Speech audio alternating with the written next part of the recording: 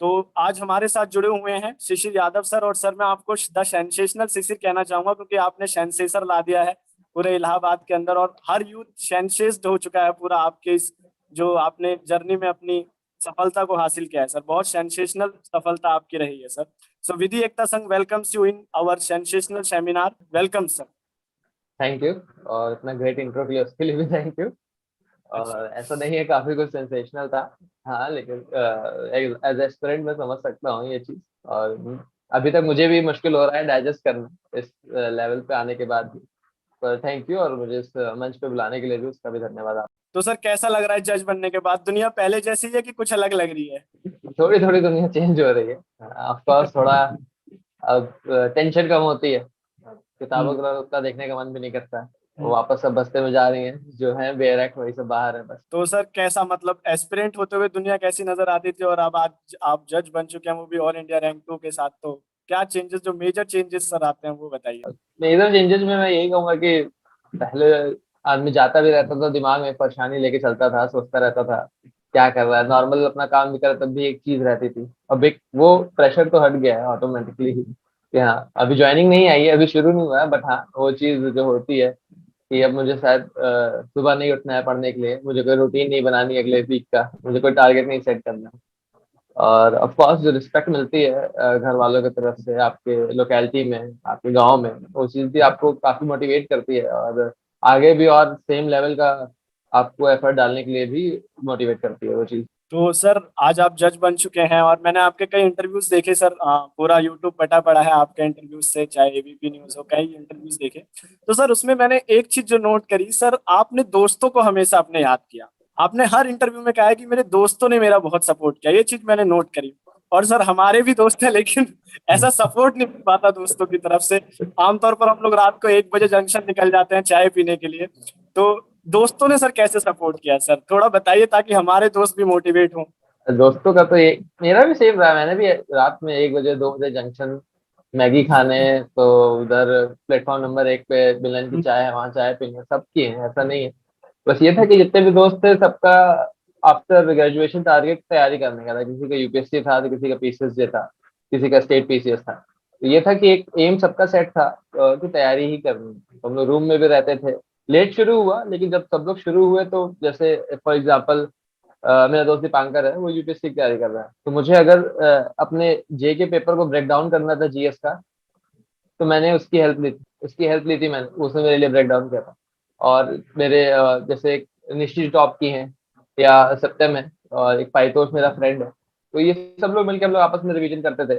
मतलब मेरी ज्यादा पढ़ाई इन्हीं लोग पे डिपेंडेंट रही है कि क्योंकि रिवाइज कर, क्योंकि कोविड के बाद सब अपने घर पे चले गए थे, तो और हॉस्टल से भी नाता छूट ही गया था, तब एकदम एंड ईयर था। तो जो भी रिवीजन होता था 2 साल तक अपने घर में रह के, ऐसे ही फोन पे रह के ही हुआ। और थोड़ा ये भी रहता है कि अगर सारे फ्रेंड लोगों का एक टीम सेट रहता है, तो एक होमोजेनिटी क्रिएट हो जाती है। आप अगर नॉर्मली उठ बैठ भी रहे तो कहीं ना कहीं इससे बात होती रहती है।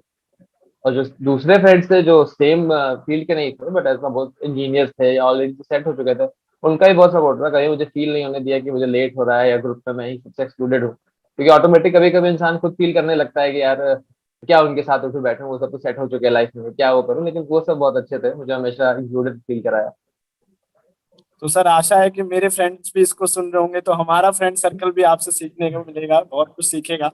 सर आपने बताया कि आप क्लास 10th में जो आपका फ्रेंड सर्कल था उसमें सबसे कम मार्क्स भी आप ही के आए थे। और जब आपने लॉ करी तो शुरुआत में भी आपका इतना मतलब स्टडी में इंटरेस्ट नहीं था, मतलब आप भी काफी एक एवरेज स्टूडेंट थे जो आपने बताया। तो सर ये चेंजेस कैसे आ गया, मतलब फर्श से बिल्कुल अर्श पर आप आ गए। मतलब एक एवरेज स्टूडेंट कैसे, किस प्रकार से अपनी जर्नी को इनहेंस कर सकता है सर? क्या चेंजेस आपने लाया, क्या आपने अपनी हैबिट्स में अपने क्या चेंजेस किए, और किस तरीके से आपने सर इसको चेंज किया? वही, जैसे कभी कभी कोई ना कोई एक मोमेंट होता है जो आपको शायद पुश कर देता है। इसी तरह जब मेरा स्टार्ट हुआ था बीएलएलबी, पहले के 2 साल तो मेरे ऐसे ही पार्किंग में, तो कहीं बंद करके क्रिकेट खेलना, कुछ खेलना नहीं, सब में बीत गया था। नैनी से इलाहाबाद आता था, कहीं भी चला जाता था। ये है कि थर्ड ईयर से जो लॉ के मेजर सब्जेक्ट स्टार्ट हुए, आईपीसी शुरू हुआ, और टीपीए कॉन्स्टिट्यूशन, ये सब जब आना शुरू हुए, और ऑटोमेटिक तो कई सब्जेक्ट ऐसे होते हैं, कई प्रोफेसर रहते हो ऐसे होते हैं जिनके पढ़ाने से आपको मन लगने लगता है। तो मुझे भी थर्ड ईयर में एलन सिंह सर थे, वो एक्सपायर हो चुके हैं। और एक हमारे टीपीए के सर थे, डीएन पांडे थे। तो उनका पढ़ाने का कुछ ऐसा कुछ मेरे लिए स्पेशल नहीं करते थे, लेकिन उनका पढ़ाने का कुछ ऐसा तरीका था कि आपको उनके सब्जेक्ट में इंटरेस्ट आने लगा था। और इसी अराउंड मेरी थोड़ी फ्रेंड सर्कल संगत भी सुधरी थी, तो उसकी भी बदौलत सब तैयारी कर रहे थे, मुझे भी लगा कि अब घोड़ों के रेस में गधे को भी भागना शुरू करना चाहिए। तो बस उसी तरह मैंने भी अपना धीरे धीरे एक एक सब्जेक्ट करके शुरू किया। बाकी वो प्रोफेसर का मैं बहुत शुक्रगुजार हूँ, स्पेशली डीएन पांडे सर का। वो टीपे पढ़ाते थे, टीपे की लैंग्वेज बेरा की सबसे खराब है, लेकिन उनके पढ़ाने के तरीके से चीजें बहुत शॉर्ट हुई और मुझे भी इंटरेस्ट आने लगा। धीरे धीरे ऐसे इंटरेस्ट आता गया और फिर मैंने फोर्थ ईयर में जब डिसाइड किया, जब ये 2018 की वैकेंसी जब आई थी, और उसके बाद आप मेरे रूम के बगल में सीनियर रहते थे और मेरे हॉस्टल से कई लोग का हुआ, तो ज्यादातर सीनियर ऐसे नहीं थे कि सब बहुत एक्सेप्शनल थे या बहुत ब्रिलियंट थे या हमेशा टॉपर थे, लेकिन उन लोग के होने से आपको एक वो आता है मोटिवेशन की, अगर सर कर लिए हैं तो इसके लिए शायद आपको एक्सेप्शनल होने की जरूरत नहीं, एवरेज इंसान भी अगर शुरू करेगा तो वो चीज हो जाएगी। तो सेम बस मैंने भी वहीं से मोटिवेशन उठाया और फोर्थ ईयर के एंड तक आते मैंने डिसाइड कर लिया कि एग्जाम देना है और एफर्ट्स के साथ देना है पूरे। हाँ तो सर, रिश्तेदारों के अंदर सर क्या रिएक्शन आपने देखा सर? रिश्तेदार कैसे बदल गए सर, ये बताइए सर थोड़ा रिश्तेदारों के बारे में। क्योंकि सर जो सबसे बड़ा एक मोटिवेशन हम लोग का होता है कि रिश्तेदारों को दिखाना है, जिन जिन लोगों ने भी ताने मारे उनको एक बार दिखाना है, तो सर उनका क्या हाँ, रिएक्शन था? कहीं ना कहीं वो फैक्टर तो होता है, लेकिन जब मैं फैमिली सपोर्ट मेरा अच्छा था तो मैं उस कभी कभी ये सब वॉइस को एक्सक्लूड भी करना पड़ता है, क्योंकि अब ड्यूरिंग द प्रिपरेशन फेज अगर आप ये सब वॉइस सुनेंगे तो काफी ज्यादा फ्रस्ट्रेशन भी हो जाता है। तो काफी एंड में आते आते मैंने ये छोड़ दिया था, ये सब सोचना कि मोहल्ले वाले क्या कह रहे हैं, इसके बारे में क्या कह रहे हैं। लेकिन हाँ, एटीट्यूड में चेंज आएगा, तुरंत आएगा। वो शायद आपको कभी देखे ना पलट के, लेकिन जिस दिन रिजल्ट आएगा वो जरूर आगे कहेंगे कि बचपन से मुझे दिखता था इस लड़के में पोटेंशियल है। ये चीज आपको खूब सुनने को मिलेगी और इस चीज की प्रिपरेशन आपको होनी चाहिए। और मेन चीज ये था कि शुरू में जैसे लॉ फील्ड ज्वाइन करना तो सबके घर में होता है, इंजीनियरिंग करा देते हैं, ये करा देते हैं, कुछ ना कुछ होता है, ये होता है, लेकिन ऑफ कोर्स एक लॉ के लिए भी रिस्पेक्ट आती है घर में फिर। और जैसे मेरे फैमिली में थी, लेकिन गांव में या मम्मी के साइड में उधर गांव में कि भाई कोई टेक्निकल कोर्स होना चाहिए था जिससे कुछ और कर सकता था इंसान। लेकिन अब हाँ, इंजीनियर। सब पूछते हैं कि अपने बेटे को भी करा दे, बीएलएलबी कहाँ से कराएं, क्लाइंट का क्या सिलेबस है, ये सब चेंजेस आएंगे, आपको आपको भी रिस्पेक्ट मिलेगी, आपके प्रोफेशन को भी और आपके सब्जेक्ट को भी। तो सर, जो मैं चाहूंगा कि मैं दुआ करूंगा सर, जैसे कर्तव्य परायण दोस्त आपको मिले, ऐसे दोस्त सभी को मिलो, और ऐसा एक पॉजिटिव फ्रेंड सर्कल हम सभी का हो। हाँ सर, हम सभी जानते हैं कि जो ये पूरी जर्नी है 3 पार्ट्स में डिवाइडेड होती है, प्री, मेंस और इंटरव्यू। तो सर इन जर्नीज की लेयर बाय लेयर सर, मतलब उसको थोड़ा सा उधेड़िए, और बिल्कुल बारीकी से उधेड़िए, ऐसा उधेड़िए कि सर पूरा क्लियर हो जाए और क्रिस्टल हो जाए। देखिए, बिल्कुल कोई शॉर्टकट नहीं है ऐसा कि आप, और मैं शॉर्टकट प्रेफर भी नहीं करता कि ठीक है आपके पास अगर समय बहुत कम है, आप जस्ट पास आउट हुए हैं तो अलग बात है। मेरे टाइम जब मैं फोर्थ ईयर से शुरू किया, उसके बाद कोविड का पीरियड आ गया, तो वो एम्पल अमाउंट ऑफ टाइम था, पहले मैं उसके हिसाब से ही बताऊंगा। Am I audible? Yes sir, audible audible sir. ठीक, ओके। तो शुरुआत जब मैंने पढ़ने की थी, तो हमेशा मैं ये कहूंगा कि एक स्टैंडर्ड बुक होती है, हर सब्जेक्ट की होती है। आप अगर कॉन्स्टिट्यूशन पढ़ रहे हैं उसकी बेरख के साथ आप, जे सब लोग यूजुअली जैन पांडे पढ़ते हैं या वीएन शुक्ला पढ़ते हैं, कोई एक स्टैंडर्ड बुक। इसी तरह सीआरपीसी पढ़ रहे हैं, सीपीसी पढ़ रहे हैं, तो उसकी एक स्टैंडर्ड बुक तकवानी है अकेली का। तो ये सब जब कुछ जो बेसिक आपके 5 से 6 मेन स्ट्रीम सब्जेक्ट होंगे जो हर स्टेट में आएंगे, और वो उनकी क्लैरिटी भी होनी चाहिए। शायद बाकी सब्जेक्ट की आप बस बेरख में पकड़ लिख लेंगे ना, काम आपका हो जाएगा। लेकिन जो कुछ कोर सब्जेक्ट होते हैं उनकी थोड़ी थ्योरेटिकल क्लैरिटी भी होनी चाहिए। For example constitution, IPC, CrPC, CPC, evidence and contract, ये आपके 6 ऐसे सब्जेक्ट हैं जिसकी आपको अच्छे से पकड़ होनी चाहिए। तो जब मैंने फोर्थ ईयर से शुरू किया था, तो मैंने उसी वक्त कॉन्स्टिट्यूशन को अपना बेयर एक्ट विद बुक पढ़ना शुरू कर दिया था।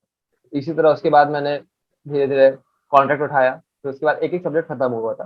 तो जब मैं फिफ्थ ईयर में आके, शुरू के फिफ्थ ईयर में जब मेरा फोर्थ ईयर खत्म हुआ था, कोचिंग ज्वाइन किया था, तो एक दो सब्जेक्ट की मेरे पास अंडरस्टैंडिंग आ गई थी, तो मुझे पढ़ने की आदत भी हो गई, क्योंकि मेरी आदत नहीं थी मुझे पहले पढ़ने की। तो कॉन्स्टिट्यूशन पढ़ने के थ्रू आप थोड़ी किताबें पढ़ते हैं तो थोड़ा इंटरेस्ट आने लगता है, तो एज अ रीडर बनते हैं, एज अ रीडर डेवलप होते हैं। तो पहले तो मैं ये कहूंगा कि सब्जेक्ट में अगर आप, ये जनरल है कि सब्जेक्ट आपको पकड़ होनी चाहिए, तो कुछ सब्जेक्ट को आपको स्टैंडर्ड बुक से पढ़ना चाहिए। अगर प्री पे आए, तो हर स्टेट की अलग टाइप के जैसे क्वेश्चन होता है, जैसे आप डीजीएस के पेपर उठाएंगे और यूपी का पेपर उठाएंगे, तो लॉ में आपको डिफरेंस पता चल जाएगा। यूपी में आपको बेयर एक्ट से डायरेक्ट सेक्शन वाइज आ सकते हैं, और डीजीएस में आपको बेयर एक्ट के अंदर की चीजें आएंगी, सेक्शन के अंदर की। लेकिन फिर वही डीजीएस में जो आपको लीगल जी के आएगा वो बहुत एलिमेंट्री लेवल आता है। लेकिन जो यूपी में जीके आएगा वो पीसीएस लेवल आएगा। तो यहाँ आपको थोड़ा स्टेट स्पेसिफिक होना पड़ेगा। आप जिस भी स्टेट का फॉर्म भरेंगे उसके लिए आपको 1-2 साल का आपको पेपर देखना ही पड़ेगा, क्योंकि पैटर्न समझना पड़ेगा और उसके किस लेवल के क्वेश्चन आएंगे वो समझने पड़ेंगे। और अगर आप फिर उसके बाद आती है आपकी बेयर एक्ट प्री के लिए, सबसे इंपॉर्टेंट चीज होती है बेयर एक्ट। और लॉ के एग्जाम में समझिए कि क्रिकेट में बल्ला होता है तो लॉ के एग्जाम में आपका बॉलिंग ही बेयर समझ लीजिए, लेकिन वो आप बेयर एक्ट आपका सेम चीज है। तो बेयर एक्ट का भी पकड़ होनी चाहिए, वो खासकर यूपी में, यूपी बिहार एमपी ये सब स्टेट में बेयर एक्ट से डायरेक्ट क्वेश्चन आते हैं। और कभी कभी बहुत ऐसे रेलेवेंट प्रोविजन, ऐसे प्रोविजन भी आते हैं जो हम लोग को इरेलेवेंट लगते हैं।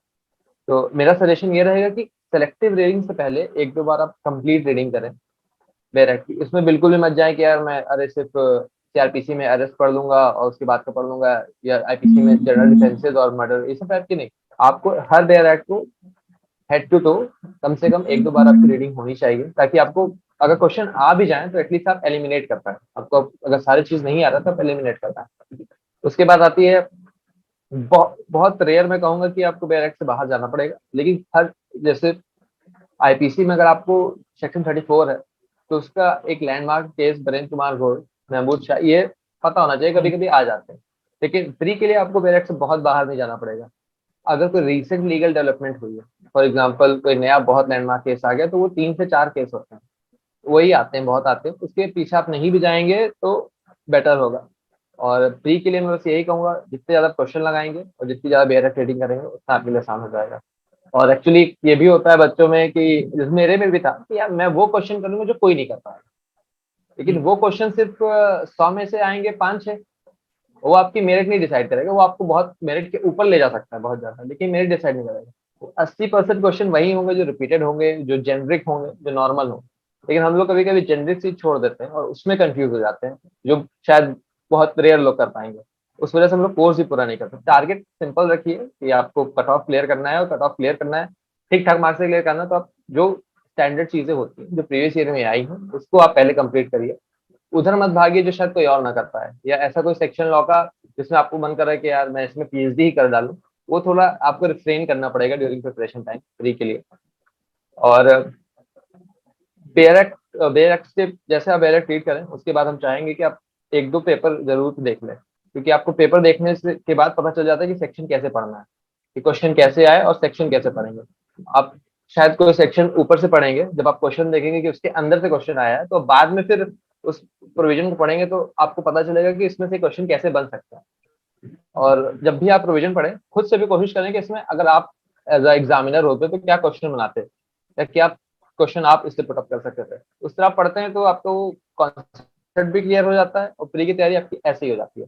और जब आप बेयर एक्ट अच्छा कमांड कर लेते हैं तो आपके लिए मेंस के लिए भी बहुत ज्यादा फिर बर्डन नहीं बचता है।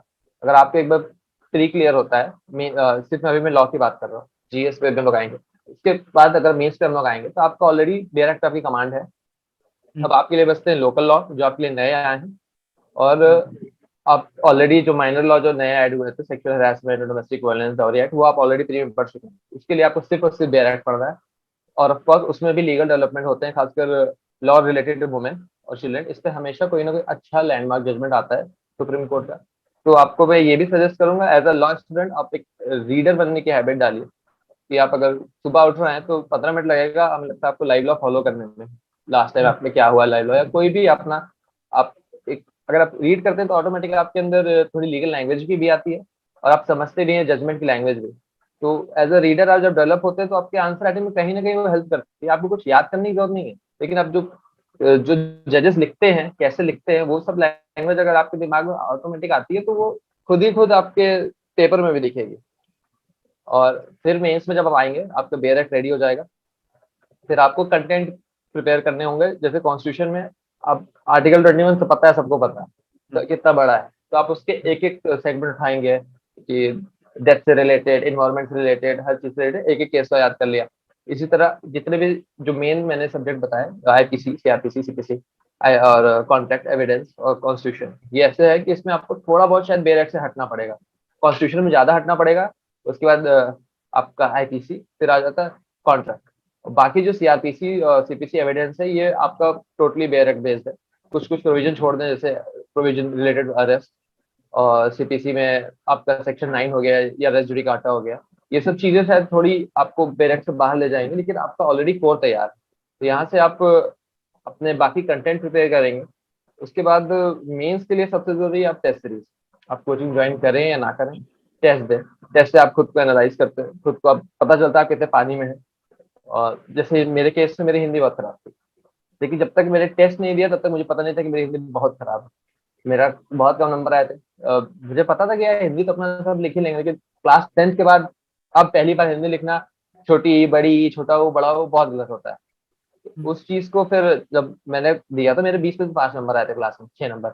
और ये कम था, काफी कम था। तो वहां से फिर मेरे पास जितने दिन थे, 70 80 दिन थे, 70 80 दिन मैंने लगातार हिंदी लिखा, इमला लिखा।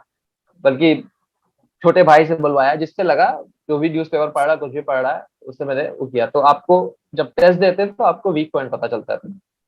और जब एग्जाम में आप जाएं तो आप कुछ भी छोड़ के ना जाए, कुछ भी अपना वीक लेके ना जाए, एटलीस्ट मिनिमम आपको हर चीज एवरेज रख के जाना पड़ेगा।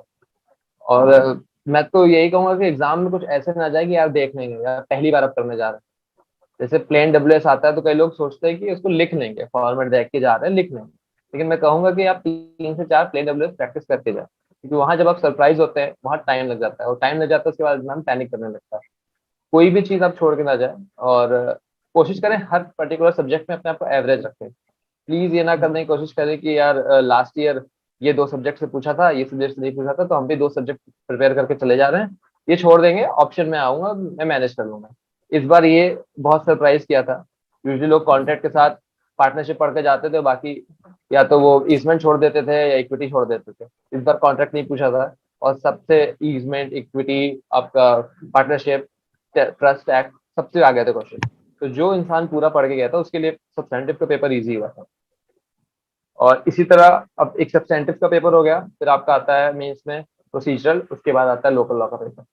प्रोसीजरल के पेपर के लिए आपके लिए मैंने बताया कि प्लेन डब्ल्यूएस की प्रैक्टिस आपको होना जरूरी है। आप खुद से एटलीस्ट 2 या 3 तो लिखें, क्योंकि कभी कभी जैसे इस बार क्या आया था, सिर्फ एक लाइन का आ गया था, स्टोरी आपको खुद डेवलप करनी थी उसमें। तो अगर आप 2 3 पहले लिखे रहते हैं तो आपको स्टोरी सोचने का, या एक दो जब आप पढ़ लेते हैं तो पता चल जाता है कि इस पर्टिकुलर चीज में क्या स्टोरी फिट बैठेगी। तो आपको वहाँ टाइम वेस्ट नहीं होता वहां पर। उसके बाद आप जब आएंगे प्रोसीजरल में, ज्यादातर बेयर बेस्ड क्वेश्चन होते हैं और इलस्ट्रेशन बेस्ड क्वेश्चन होते हैं। सीपीसी में भी इलस्ट्रेशन बेस्ड क्वेश्चन आए थे, सीआरपीसी में भी और एविडेंस में भी।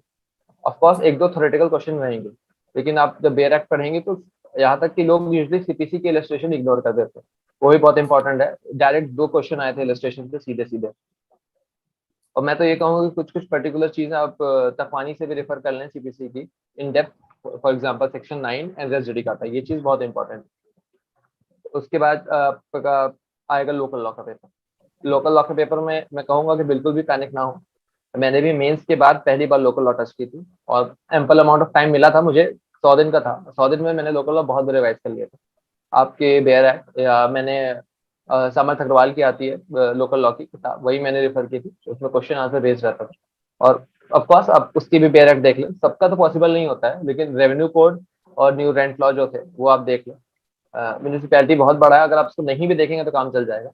और लोकल लॉ के पेपर साथ आईपीसी का पेपर होता है, तो 150 मार्क्स आपका लोकल लॉ, और उस 200 मार्क्स में 50 मार्क्स आपके आईपीसी। आईपीसी आपकी स्टैंडर्ड होती है, जैसे आपकी कॉलेज में पूछा जाता है कि मर्डर एंड कल्पेबल होमिसाइड में अंतर क्या है, रॉबरी डकैती, इस टाइप की चीजें आई थी, और इसमें भी रजिस्ट्रेशन बेस्ड क्वेश्चन आए थे। तो आईपीसी अगर आप अपना प्रिपेयर कर लेंगे विद बेयर एक्ट और सम अदर स्टैंडर्ड बुक, तो आपका आईपीसी नॉर्मल जिस तरह आप कॉलेज में पढ़ते हैं वैसी ही आती है। लेकिन लोकल लॉ के लिए मैं कहूंगा कि आप शुरू से पैनिक ना हो, लेकिन हाँ जब टाइम आपको मिले तो उसके लिए अलग फोकस आप दें। और ये आप तभी कर पाएंगे जब मेन से पहले आपके बाकी सब्जेक्ट पे कमांड होगी। अगर आप मेंस में जाएंगे बाकी सब्जेक्ट को लूज लेके, तो ये आपको फिर दिक्कत करेगा कि उस समय आप कैसे दोनों बैलेंस करेंगे। मेरे लिए आसान ये इसलिए हो गया था क्योंकि मेरा मेन से पहले मेरी मेंस की चीजें बाकी सब्जेक्ट की तैयार थी विथ नोट्स। तो मेरा पूरा फोकस लोकल लॉ में था आखिरी के 100 दिन, और मेरी हिंदी पे, जो मेरे 2 वीक पॉइंट पे थे जिसपे मैंने काम किया। और इंटरव्यू से जाने से पहले अगर मैं जीके में आऊँ, जीके देखिए सबके लिए, खासकर जो सिर्फ लॉ के स्टूडेंट हैं और जो जे की तैयारी कर रहे हैं, जो पीसी की तैयारी नहीं कर रहे या यूपीएससी की तैयारी नहीं कर रहे, उनके लिए दिक्कत ये होता है कि सबको घबराहट होती है, मुझे भी घबराहट होती है। ह्यूमैनिटीज मेरा था नहीं, 10th में मेरे सोशल साइंस सबसे कम नंबर थे, तो हिस्ट्री ज्योग्राफी से बहुत दूर दूर तक कोई ऐसा वास्ता भी नहीं था। तो आप, मैं ये कहूँगा कि उसमें आप ज्यादा, आपकी स्ट्रेंथ और वीकनेस काम आएगी, जिसपे आपको ज्यादा इंटरेस्ट है वो आपका ज्यादा काम आएगा। जैसे मेरा इंटरेस्ट कॉन्स्टिट्यूशन पढ़ते पढ़ते पॉलिटी में आ गया, तो मेरा टारगेट ये था कि क्वालिटी के 20 क्वेश्चन आएंगे तो मैं 20 की 20 मुझे सही सही करना है। इसी तरह करंट और जो नए लोकल लॉ आए थे, वो जो नए माइनर लॉ आए थे, जैसे ये आपका डाउरी एक्ट और ये सब एक्ट जितने थे, तो इसमें मेरा मेरा ये था कि अगर इससे भी 20 क्वेश्चन आएंगे तो मुझे 20 में से 20 करना है। और मेरा टारगेट यही था कि 150 मार्क्स का प्री में, जब जीके का पेपर जो होता है उस पर मेरे 60 नंबर आ जाएंगे, तो मैं ज्यादा अटेम्प्ट नहीं करूंगा। दो कुछ अटेम्प्ट मैंने ज्यादा कर दिए थे, लेकिन मेरे अराउंड 70 नंबर बन रहे थे। तो आप उसमें जीके पेपर में बिल्कुल मत टारगेट करिए कि आपको 100 के पास जाना। अगर आपके अंदर पोटेंशियल है, आप पीसीएस की तैयारी कर रहे हैं, तो अच्छी बात है, आप कर सकते हैं, तब आप पे प्रेशर नहीं आएगा। लेकिन आप सिंपल अगर जे की तैयारी कर रहे हैं, तो आपको भी यहाँ ध्यान देना पड़ेगा कि लॉ का पेपर 300 मार्क्स का होता है और जीके का पेपर 150 मार्क्स का होता है। तो आपके हम्म, लॉ पे अगर कमांड आपके परफेक्ट है, तो आप ऑटोमेटिक वो कट ऑफ को आप क्रॉस कर लेंगे। वर्क कर लेंगे। जीके के पेपर में मैंने बेयर मिनिमम करने की कोशिश की थी।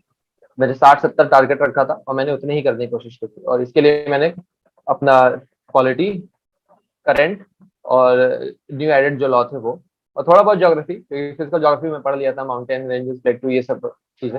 तो इस सब से जितने क्वेश्चन मेरे हो पाए ये मैंने कर लिए। और जब आप मेंस में जाएंगे जीएस के पेपर में, सेम चीज वहां भी अप्लाई करती है। और इस बार ये रहा कि जो लॉ से क्वेश्चन थे वो अराउंड 45 to 50 मार्क्स के आए थे। लॉ मेरा पूरा प्रिपेयर था विद सेक्शन, तो ये मेरे लिए बहुत अच्छी चीज हो गई थी कि 50 मार्क्स मुझे सीधे सीधे लॉ से आ गया था। दो मैं प्रिपेयर करके गया था। इसके लिए आप सबसे अगर अच्छी चीज होती है कि आप अपनी जो शुरू से जो हैबिट होती है, अगर उसमें कुछ चेंज लाने तो बहुत अच्छा होता है।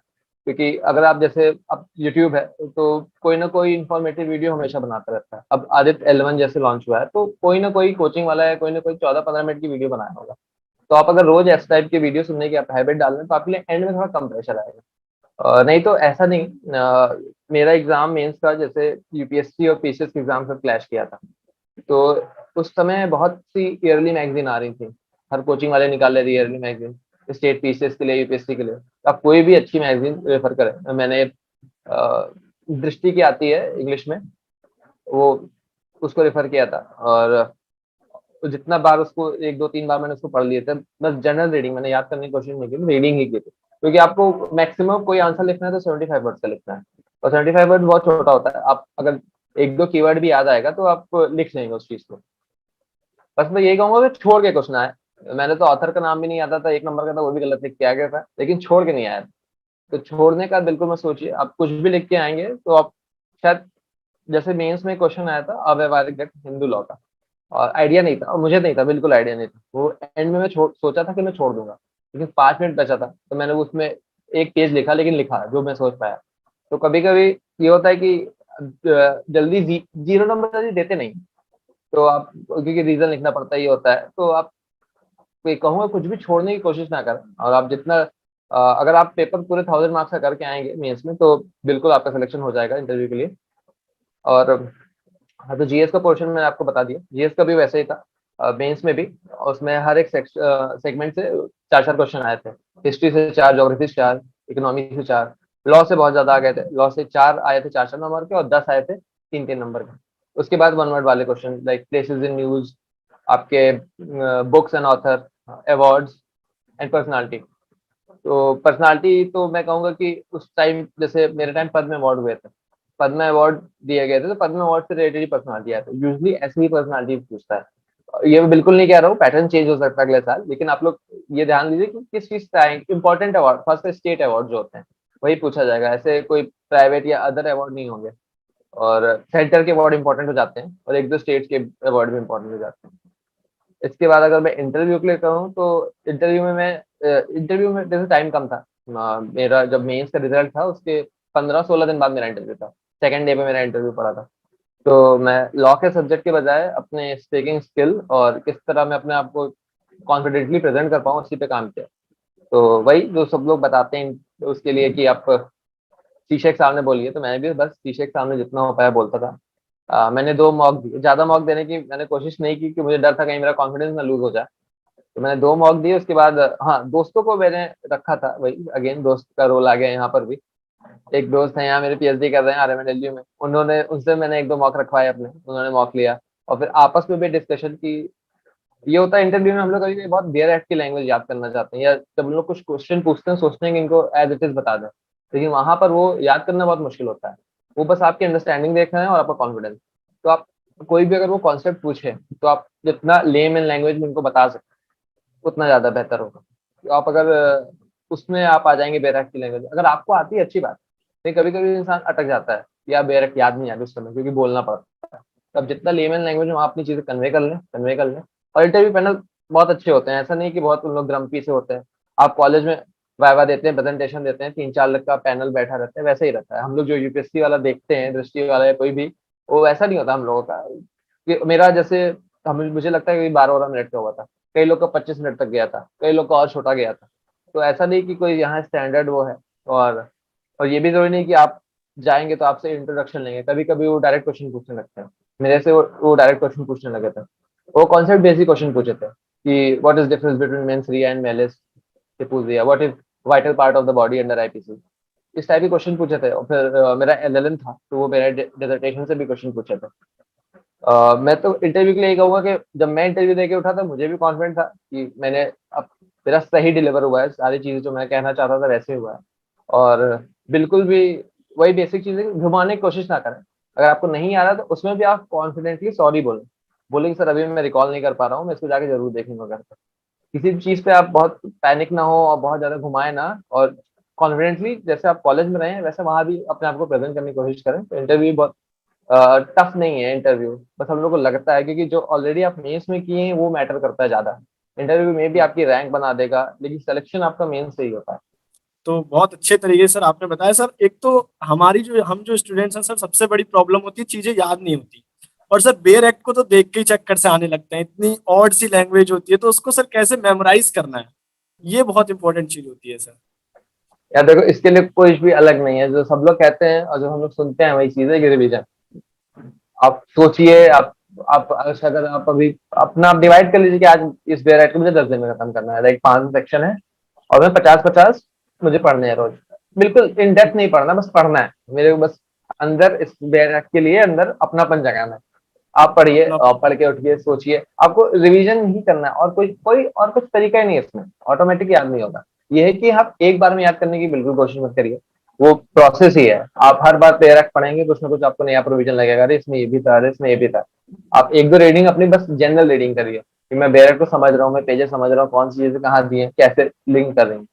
आप धीरे धीरे जब एरक पढ़ते हैं, दूसरे सब्जेक्ट की पढ़ते हैं, फिर ऑटोमेटिक आपके दिमाग में लिंकिंग भी पैदा होने लगती है कि यार एविडेंस का कैसे इसमें सीआरपीसी में अप्लाई कर रहा, या कौन से प्रोविजन उसके आईपीसी के मुझे एविडेंस से कनेक्ट करने हैं। इस टाइप की चीजें अपने आपने आपके आपके अंदर ऑटोमेटिक आने लगेंगी। और उसके बाद फिर जितना ज्यादा आप उस चीज को सोचिए या मन में सोचते रहिए, मन में आप भाई चला दीजिए भाई, सेक्शन बना 1 में ये था, सेक्शन 2 में ये था।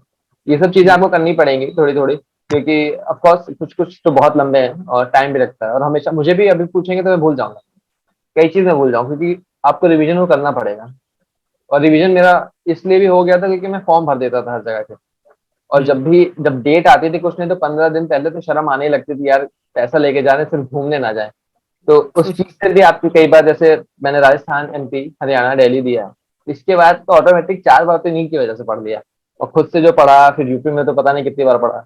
तो इन सब चीजों से आप बस थोड़ा सा आप बस सिंसियर रहें, ऐसा नहीं कि आपको बहुत कुछ अलग करना पड़ेगा बैरक के लिए। या ऑफ कोर्स कुछ कुछ की जैसे टीके की लैंग्वेज बहुत मुझे भी खराब लगती है, सबको खराब लगती है।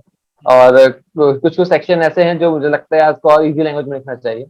लेकिन ठीक है, जितनी बार भी आप पढ़ेंगे कीवर्ड्स तो आप उसको समझ ही जाएंगे कि आप क्वेश्चन कैसे बनेगा।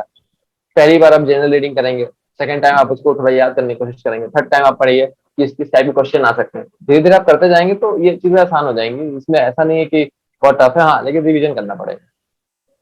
सर कनिष्क कटारिया आईएएस आप जानते होंगे, बिल्कुल। 2018 में जब उन्होंने यूपीएससी में टॉप किया, तो हाँ उन्होंने अपनी एक महिला संगिनी का भी बहुत योगदान बताया हाँ कि हाँ। ने भी मेरा बहुत सपोर्ट किया। तो सर आपकी लाइफ में भी कोई ऐसी महिला संगिनी थी? नहीं, सपोर्ट सब कर रहा, सारे दोस्तों का रहा, ऐसे स्पेसिफिक पर्सन का भी नहीं रहा। तो ऑफकोर्स हाँ, सभी का सपोर्ट रहा मेरे, क्योंकि एक दोस्त को मैं नहीं कह सकता और एक दोस्त को मैं पीछे नहीं छोड़ सकता। मेरे जो लॉ फील्ड के थे उनका भी बहुत बड़ा योगदान था, और जो लॉ फील्ड के नहीं थे उनका सबसे ज्यादा योगदान मैं कहूंगा, क्योंकि मैं उनके साथ उठता बैठता था। और सब छोटी छोटी चीज होती है, आदमी कभी कभी पर्सनल ले लेता है, ईगो पे ले लेता है, लेकिन आज तक वो दोस्तों ने मुझे कभी फील नहीं करने दिया है कि सबसे बेरोजगार मैं ही हूँ ग्रुप में। क्योंकि वो लोग इंजीनियर थे, वो यूजली अपने 25 तक 26 तक सेटल हो गए थे। और मुझे 28 तक आ गया ये बनने में। तो वो जो एक छोटी छोटी चीज होती है, हमेशा एक्सेप्टेंस वाली फीलिंग, सपोर्ट करना, छोटे स्टेप, खुद से समझ जाना कि मैं फील कर रहा हूँ एक्सक्लूडेड इंक्लूडेड। और हाँ, और कॉलेज में भी दोस्त रहे, मैंने जैसे नाम लिया, अब सत्यम हो गया, निशी हो गया, पैतोस हो गए, सारे लोग थे। और कोचिंग में जाने से भी कई लोग मिले, तो सपोर्ट तो मेरा दोस्तों का है, मैं तो दोस्तों की बदौलत ही हूँ यहाँ पर सिंपल। अच्छा सर, अभी तो आप जज बन चुके हैं, सारी चीजें अकॉर्डिंग टू द प्लान हो गई हैं, बट अगर ये चीजें अकॉर्डिंग टू द प्लान नहीं होती तो आपका बैकअप प्लान क्या था सर? बैकअप प्लान होना जरूरी भी है क्या? खुद के कॉन्फिडेंस के लिए थोड़ा होना जरूरी है। मैंने जेआरएफ क्लियर किया था, तो उस दिन थोड़ा कॉन्फिडेंस आने लगा था कि यार आने वाले 4-5 साल तो है अभी संभालने के लिए मुझे। और फिर ऑफ कोर्स डिपेंड करता है आप कैसे मोटिवेटेड है, क्या फैमिली बैकग्राउंड है। कुछ लोग शायद वेल ऑफ हो तो उनको नहीं वो लगेगा कि यार सेकंड प्लान रखना है, या middle class lower middle class से आएंगे तो उनको लगेगा यार कुछ तो होना चाहिए, धीरे धीरे एज हो रही है कि फैमिली में कुछ तो मेरा इनपुट होना चाहिए। तो मुझे भी यही था। ऑफ कोर्स वैकेंसी में लेट होता है तो फ्रस्ट्रेशन भी होती है। मैं भी ऑलमोस्ट वर्ष पे था कि यार चलो अब शुरू करते हैं प्रैक्टिस, क्योंकि समय तो हो ही रहा था। और फिर जब ज्यादा क्लियर हुआ उससे ये कॉन्फिडेंस आ गया, चलो पीएचडी के लिए अप्लाई करते हैं। और पीएचडी के साथ मैं थीसिस भी प्रिपेयर करूंगा अपनी, और प्रिपरेशन में भी कोशिश करूंगा हो पाएगा तो ये थोड़ा कॉन्फिडेंस मेरे अंदर आया था इसके बदौलत, पीएचडी की बदौलत। तो जब मैं तो एग्जाम प्रिपरेशन कर रहा था यूपी की, तो एक लाख की छत है सिर के ऊपर, तो मैं कर सकता हूँ। तो ये ऐसा नहीं कि जरूरी है, ये आपके वही की स्थिति पे डिपेंड करता है। तो सर आपका डेली स्टडी रूटीन क्या था सर, सुबह से लेकर शाम तक का? कोई स्पेसिफिक रूटीन था या फिर ऐसे ही? या मेरा ऐसा कोई कॉन्क्रीट रूटीन नहीं था, और ज्यादातर वही एग्जाम ओरिएंटेड ही रहता था। और ये है कि जब फर्स्ट वेव आई थी, जब सबका लॉकडाउन हुआ था, और उससे पहले जब मैं हॉस्टल में रहता था लास्ट ईयर, तो मैं कोशिश करता था पढ़ने की। तो मैं अपना वही रात में बैठता था, 3-4 घंटे एक स्ट्रेच में बैठता था। उस समय जितना टाइम मिल पाता था हॉस्टल में, रात का टाइम ही रहता था, वो पढ़ता था। हम्म, फिर घर में आने के बाद भी जब एक एक सब्जेक्ट जब टारगेट किए बुक से, मैंने सीपीसी सीआरपीसी, तो उस समय ऐसा टारगेट ओरिएंटेड ही पढ़ा। ऐसा कोई घंटे के हिसाब से या 12-13 घंटे की मेरी पढ़ाई कभी नहीं रही है। मेरी पढ़ाई और थोड़ा बहुत दोस्तों के साथ मस्ती का बैलेंस रहा है। एग्जाम जब आ गया था, हाँ, उसमें तो आदमी दिन और समय नहीं गिनता है, जब वैकेंसी आ जाती है उसके बाद मैं भी बस उठता था, कुर्सी पे बैठता था, और फिर जब खाना खाने उठता था फिर लेटता था। वो चीज अगर एक्सक्लूड कर दे, उससे पहले की जो मेरा बेस की तैयारी थी, फाउंडेशन जो मेरा था, वो किसी कॉन्क्रीट उस पर नहीं आया। पढ़ने का मन करता था, पढ़ता था। और एमसीक्यू सॉल्व करने में मजा आता था कि यार 100-200 क्वेश्चन सॉल्व करने में मजा आते थे, कि आप जो पढ़े हैं उससे रिलेटेड अगर क्वेश्चन भी मिल जाए आपको तुरंत सॉल्व करने में। मेरा ये अप्रोच रहा है कि अगर मैं बेरट के आज 50 सेक्शन पढ़ा हूँ, तो उससे रिलेटेड जितने भी क्वेश्चन है पॉसिबल, मेरे कोई भी स्टैंडर्ड एमसीक्यू की बुक आप लें, आप उससे क्वेश्चन जरूर लगाएं। आप तुरंत पढ़ लेंगे, या नेक्स्ट डे भी क्वेश्चन लगाएंगे तो आपका क्वेश्चन के थ्रू रिवीजन होता था। तो मेरा भी रिवीजन करने का तरीका ज्यादातर क्वेश्चन के थ्रू ही था। तो मैं क्वेश्चन थ्रू रिवाइज करता था। और इसी तरह ऐसा कोई तरीका नहीं था कॉन्क्रीट मैं कहूंगा। आप भी, आपका पढ़ाई का रूटीन आप पे डिपेंड करता है। मेरे साथ वाले कुछ लोग सुबह से पढ़ते थे, मैं थोड़ा लेट नाइट वाला हिसाब था। मैं लेट नाइट पढ़ता था। और जरूरी नहीं कि आप 12 घंटे पढ़ें, बस हाँ, अगर आप 5 घंटे भी पढ़ रहे हैं, 4 घंटे भी पढ़ रहे हैं, थोड़ा फोकस करके पढ़िए और उस चीज को रिवाइज करते चलिए, तो सिलेबस पूरा हो जाएगा। और ऑफकोर्स टाइम पे भी डिपेंड करता है ये चीजें, कितना अर्ली वैकेंसी है। 10 दिसंबर को वैकेंसी आई थी, उसके बाद से अगर आप मेरा टाइम पूछेंगे तब तो एवरेज टाइम जाएगा 10 घंटा, मैं बोल रहा हूँ। क्योंकि मैं भी शायद मैं 10 घंटा पढ़ा ना हूँ, लेकिन पैनिक में आदमी अपने टेबल पे ही बैठा रहता है। तो आफ्टर वैकेंसी बिफोर वैकेंसी दोनों अलग अलग मेरा वो था रूटीन। ठीक है सर, थैंक यू। और सर आप इस सक्सेस का क्रेडिट किसे देना चाहेंगे? मेन की एक तो दोस्त तो है ही सर, लेकिन और जो एक स्पेसिफिक क्रेडिट आप किसे देना चाहेंगे सर? फैमिली, क्योंकि उन पे भी तो प्रेशर बनता है कि बड़ा लड़का है तुम्हारा, क्या कर रहा है, या क्यों कुछ और नहीं करवा दे रहे, अरे बीएड करवा दो या टीचर बनवा दो, कुछ भी करवा दो, समय हो रही, शादी करवा दो। शादी का तब चलो लड़के में उतना नहीं आता प्रेशर जो लड़कियों को झेलना पड़ता है, लेकिन तब भी आपको ये तो रहता है कि ना, अब घर के बड़े लड़के हैं तो अब तो शायद आप कुछ अपना योगदान देना शुरू करें। तो पापा मम्मी ने कभी ऐसा फील नहीं करने दिया। वो आए हैं हमेशा हमसे, जो भी रहा है उसको अच्छे से पूछें, और कभी नहीं पूछे नहीं कि बेटा क्यों पढ़ रहे हो, नहीं पढ़ रहे हो, पढ़ लो। एक टाइम बाद स्कूल तक डांट पड़ी पढ़ने के लिए, ऐसा नहीं स्कूल तक हो, लेकिन उसके बाद जब खुद वो देखने लगे कि मैं पढ़ रहा हूँ, तो कभी प्रेशर नहीं क्रिएट करने दिया। और जैसे मैं खुद सोच लेता था यार मैं क्या कर रहा हूँ, तो मम्मी कहती थी अभी तो बहुत अर्ली एज है, अभी क्यों घबरा रहा है, अभी तो बहुत टाइम है। तो ये छोटी छोटी चीज आपको थोड़ा मोटिवेट करती है और ऑफ कोर्स अगर घर वालों को प्रेशर नहीं रहता तो फिर दुनिया जो भी कहे उतना आप टैकल कर लेते हैं, फिर उतना मन भी उन लोग उतना फिर आदमी माइंड भी नहीं करते कि अगर मम्मी पापा के नजर में आप नहीं कर रहे हैं तो क्या ही मतलब दुनिया से। तो मम्मी पापा का तो बहुत इंपॉर्टेंट रोल रहा है, क्योंकि कभी ऐसा फील नहीं करने दिया कि मुझे लेट हो रहा है। मैं हमेशा अपने पे एज एस्पिरेंट, जो नॉर्मल एस्पिरेंट प्रेशर लेता है जिनको लेट होता है, वो मेरे साथ भी सेम सिनेरियो। लेकिन जब मम्मी पापा की बैकिंग हुई तो ऑटोमेटिकली खुद को भी इंसान मोटिवेट करता है। और मैंने भी खूब सेल्फ मोटिवेशन रखा है अपने आप को कि नहीं, कुछ सोचा है अगर सरकारी उसमें आने का, इंपॉर्टेंट रोल प्ले करने का, तो कुछ सोच के ही सोचा है, और अच्छी चीज में टाइम लगता है तो बस। सर मैं आपकी इंस्टा आईडी देख रहा था, तो उसमें सर आप, मुझे लगता है आपको पेंटिंग्स का भी शौक है सर, बहुत खूबसूरत पेंटिंग आप बनाते हैं। तो सर ये इसके बारे में थोड़ा बताइए सर, पेंटिंग्स कैसे आपको इतनी अच्छी मतलब बनाने का शौक। हाँ, स्केचेस मैं करता हूँ और पेंटिंग भी मैं करता था अच्छे से। ये वही स्कूल के टाइम पहले जैसे। थे कि अभी नहीं करते हैं क्या? अभी तो बहुत जल्दी छोटी है, ऑफकोर्स मैं करना चाहता हूँ। मैं हमेशा अपनी जब से रिजल्ट निकला है पेंसिल लेके चल रहा हूँ कि मुझे जब मौका मिले मैं प्रैक्टिस करूंगा, लेकिन तब से मिला नहीं। मैं वापस उस चीज को करूंगा जरूर। और वो ऐसी चीज थी जो मुझे उसमें काफी प्राउड फील होता था मुझे कि मैं एटलीस्ट एक चीज में तो अच्छा हूँ। अभी हो काफी गई एक दो खूबसूरत। चीजें तो एक तो नॉर्मल पेंटिंग्स होती हैं, बट सर जो उसमें शेडिंग आप करते हैं, कुछ शेडिंग वाली पेंटिंग्स भी मैंने देखी सर, बहुत खूबसूरत है, काबिले तारीफ सर। धन्यवाद धन्यवाद। तो बस वही, पहले मैं भी छोटा था तो मेरा प्रोजेक्ट कोई बनाता था, ड्राइंग कोई और बनाता था, तो उनका देखते देखते भैया थे हम लोग जहाँ रहते थे किराए पे, तो मैं भी करने लगा। और कॉलेज में स्कूल में मेरे बहुत अच्छे सर थे जो मुझे मोटिवेट करते थे, जो मुझे बोर्ड पे मुझे बुला के काफी चीजें बनवाते थे। टीचर्स डे की सजावट में करता था स्कूल में, तो ये सब करते करते आदत हो गई थी करने की। तो सर अब शादी में तो फिर हॉस्टल वगैरह पूरा इनवाइटेड रहेगा सर, शताब्दी हॉस्टल हो चाहे ऋषि हॉस्टल हो वही पूरा। वही करवा लेंगे इवेंट थी ना बिल्कुल सर। सर हमारे इस पॉडकास्ट का एक रैपिड फायर राउंड है, इसमें हम आपसे शॉर्ट में क्वेश्चन पूछेंगे, आपको सिर्फ यस और नो में जवाब देना है, और यस का एक्सप्लेनेशन थोड़ा सा और नो का भी एक्सप्लेनेशन थोड़ा सा। तो ठीक है। सर आपका मैंने देखा सर, इंस्टा पे ही आपने रोनाल्डो की बहुत सारी पोस्ट डाल रखी है। तो sir why Ronaldo is better than Messi? देखिए, ये देखिए बहुत लंबी डिबेट होने वाली है तो नहीं सर, थोड़ा सा क्या कहते हैं, व्यू के लिए थोड़ा सा कंट्रोवर्शियल बनाना जरूरी है। हाँ हाँ, देखिए पर्सनालिटी पर्सनालिटी की बात होती है। ऑफ कोर्स मेसी जब खेलता है तो आप उसको देखेंगे बैठ के, तो आप ड्रिबलिंग। अंदर वही सचिन विराट वाला है, ठीक, हम भी ऐसे कहेंगे। मुझे हमेशा मोटिवेटिंग पर्सनालिटी पसंद है थोड़ी, जिसके साथ स्टोरी अटैच हो।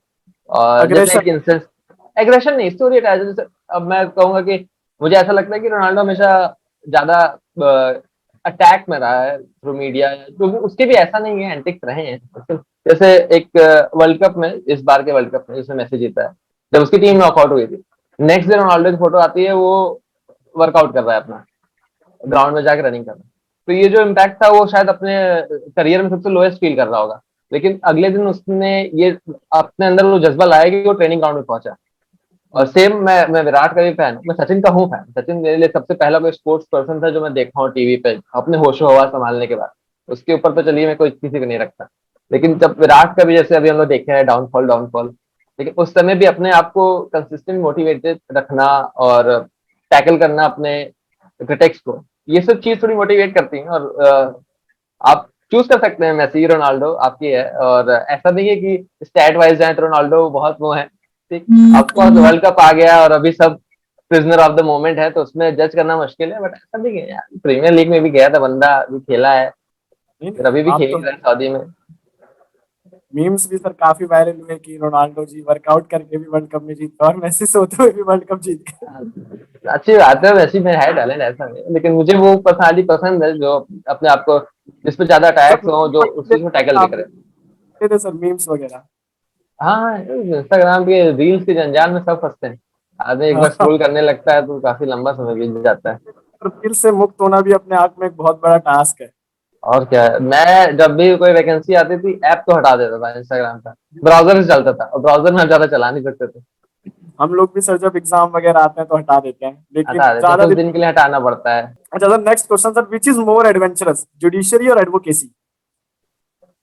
यार ये तो एकदम पर्सनालिटी पे डिपेंड है। मुझे ये जुडिशरी लगा, क्योंकि जब मैं इंटर्नशिप किया तो एक जजेस के अंडर किया, तो उससे आपको पता चलता है एक जजमेंट के पीछे हम लोग की ये धारणा बनी है जज क्या काम करता है, 10 से 5 बैठता है, घर चला जाता है, क्या काम है। लेकिन जब आप कोर्ट जाते हैं, इंटर्नशिप करते हैं, और आपको पता चलता है कि वो फाइल घर भी जाती है, वो घर से अगले दिन के खुद प्रिपेयर होके आते हैं, और एक जजमेंट के पीछे क्या क्या रिसर्च जाता है, क्या क्या इनपुट जाता है, वो चीज काफी एक्साइटिंग होती है। और और ये भी पर्सनालिटी वाइज है। अब जैसे जो एडवोकेसी है उसमें तो स्काई इज द लिमिट, वो भी बहुत अच्छा प्रोफेशन है, उसके अलग एक्साइटमेंट और थ्रिल्स हैं। बस मुझे ये लगा कि मेरा जो है वो ज्यादा सूटेड जुडिशरी के लिए है, तो मैंने जुडिशरी की ऑप्शन चूज किया। सर आपके मदर फादर भी एडवोकेट्स हैं? हाँ, मदर का अभी हुआ है एलएलबी, उन्होंने कुछ दिन पहले किया, उनका मन था हमेशा से करने का, तो उनका अभी एलएलबी पूरा हुआ है। मेरे पिताजी हैं एडवोकेट, वो शुरू से वहीं रहे हैं, वहीं सर से तो जो आया है लॉ के लिए वहीं से आया है।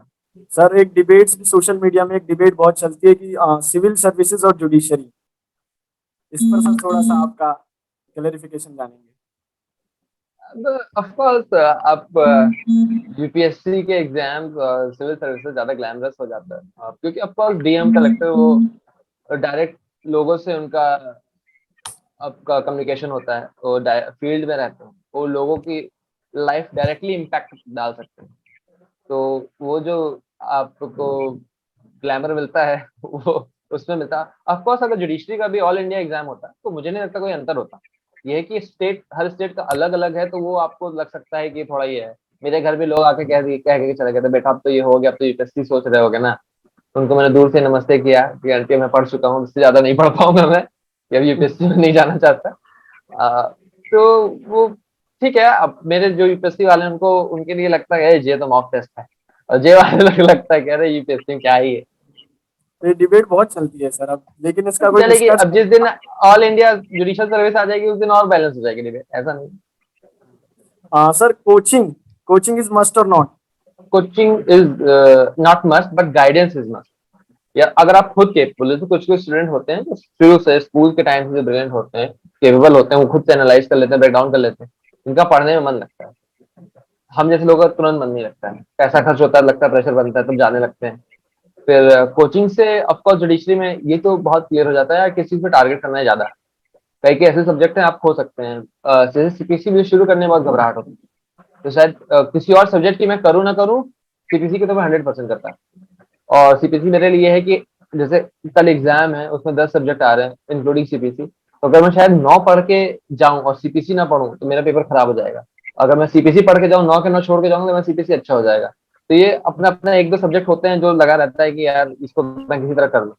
तो कोचिंग के लिए यही है कि ऑफकोर्स आपको गाइडेंस मिलती है, और टाइमली अगर आप कोचिंग के अकॉर्डिंग पढ़ते हैं, टाइमली आपका कोर्स भी पूरा होता है। कभी कभी हम लोग बहुत भटक जाते हैं किसी चीज में, ज्यादा डीप चले जाते हैं, तो टाइम खिंच जाता है।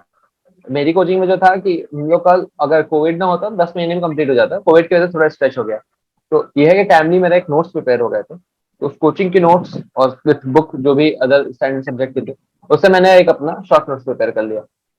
कोचिंग से ये हेल्प होती है कि आपके टेस्ट, रेगुलर टेस्ट, अगर आप ठीक है आपको कोचिंग नहीं ज्वाइन करना तो मैं करिए, लेकिन आपको टेस्ट देने के लिए कोई ना कोई इंस्टीट्यूशन आप ज्वाइन करें, और एटलीस्ट ऐसी जगह ज्वाइन करें जहां आप जाके दें टेस्ट। उस रूम में आपके साथ 10-15 लोग और टेस्ट दें, एक एग्जाम का उस रूम में माहौल हो। तो इससे कई चीज आप सीखते हैं एक टेस्ट देते देते, कि आपको उस 3 घंटे का टाइम मैनेजमेंट कैसे करना है। क्योंकि आप जो टेस्ट दे के जाएंगे आपको लगेगा कि आप आराम से कर लेंगे, लेकिन जब आप टेस्ट देते हैं उससे आपको पता चलता है कि आप पहला क्वेश्चन शायद आपको खिंच गया लंबा, आपको टाइम लग गया सोचने में, शायद 50 मिनट लग गया, और बाकी क्वेश्चन आप कैसे करेंगे। अगर पहली बार एग्जाम में जाएंगे तो शायद शायद आप पैनिक कर जाए। उससे पहले अगर आप अगर टेस्ट दिए रहेंगे तो आपको पता रहेगा वो बचे हुए 4 क्वेश्चन आप कैसे 2 घंटे में मैनेज करेंगे, और कितना टाइम किसको कितना देंगे। तो ये इंपॉर्टेंट होता है। तो फिर अगर कंक्लूड करना देखूंगा, कोचिंग आप करेंगे तो भी आपको सेल्फ स्टडी करनी पड़ेगी, बिना सेल्फ स्टडी के ये नहीं होगा। कोचिंग आपको घोट के नहीं पिलाएगा। कोचिंग से आपको ठीक है एक गाइडेंस मिल जाती है, अगर आप कोचिंग के टाइम लाइन के हिसाब से चलेंगे तो टाइम लाइन से आपका सिलेबस पर हो सकता है, लेकिन आपकी सिंसियरिटी जो होगी, आपकी सेल्फ जो सिंसियरिटी होगी वही इंपॉर्टेंट रखती है। कोचिंग में आपको नोट्स, कई लोग जैसे ऑनलाइन क्लास चलने लगी थी तो हम लोग नहीं सुनते थे सबके तरह यार रिकॉर्डेड सुनने में, वही होता है। तो कोचिंग में भी आप नोट्स ले लेंगे, अगर आप उसको नहीं पढ़ेंगे तो कोई मतलब नहीं, और अगर आप खुद से पढ़ने में पहले सिंसियर रहें तब वेल एंड गुड, आप बस टेस्ट सीरीज ज्वाइन करिए और आप प्रिपेयर हो जाए, प्रिपेयर कर लिए। सर हमारा जो कोर्स होता है बीएलएलबी का, आप जानते हैं सर, 9 से 4 तक पूरा पैक्ड अप क्लासेस वगैरह रहती है।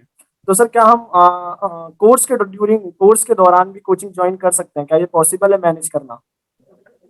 लाइक आई एम जस्ट, मेरी बात कर, जैसे मैं 7 सेमेस्टर हूँ, तो क्या अगर मैं चाहता हूँ कि मैं अभी से कोचिंग शुरू करूँ, क्या ये पॉसिबल है सर? क्या इससे कॉलेज स्टडीज का नुकसान नहीं होगा? डिपेंड करता है कि तुम्हारे जो बचे हुए तुम्हारे जो 1.5 साल इसमें तुम्हारे क्या सब्जेक्ट बचे हैं, कौन से इम्पोर्टेंट सब्जेक्ट। तो लास्ट ईयर तक सब्जेक्ट बहुत वो नहीं होते जो हमारे जुडिशरी पे इंक्लाइन होता है। तो मैंने हाँ एकदम जैसे फोर्थ ईयर खत्म हुआ था, जिस दिन खत्म हुआ, मई में खत्म हुआ था, गर्मी की छुट्टी के टाइम मैंने ज्वाइन कर ली थी। तो लास्ट ईयर में ऐसे कोई सब्जेक्ट भी नहीं थे।